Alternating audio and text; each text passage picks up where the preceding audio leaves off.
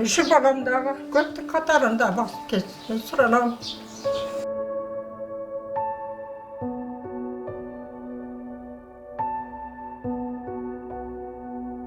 Апам мени карайм деп апам дагы ооруп карып ал уже 70ке чыгып калды. Апам катуу кыйналып атат.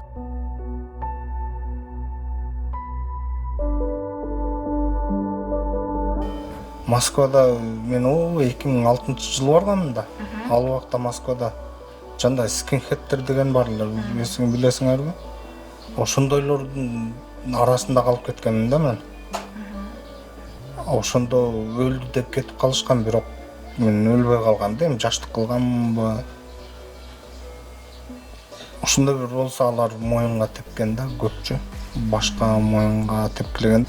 Же ошол, же болбосо бирде обойкилейлеп атып стол тайып кетип төбө менен түшкөнмүн да. Өзүдөн нак жанагындай ракета сайылат ошондо түшкөн да, ич жерин тиби башым менен төбө менен.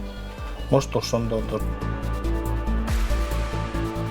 Больницада Бишкекте жакшы эле карашты өзүчө. Грыжаны алып эле салбайсыңарбы десем, бизде кыйыныраак окшойт, ала албайбыз деп отказ кылып койду да. 3 жылдан бери жаткан немеси оорусу.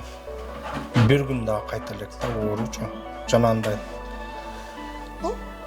Колуң басып жат калганыңда уктап калат го, раз оорутат го ойгонсоң.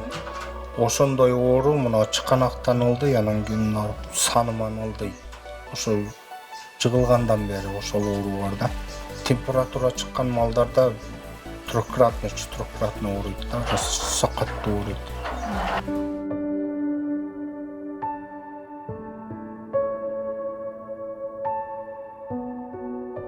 3 жылдан бeri орнунан тура албайт, эч качан тура албайт. Кымбаттуу кыргыз элим, ушу балама көптөн бери ушинтип кыйналып өлбөгөнү калбады.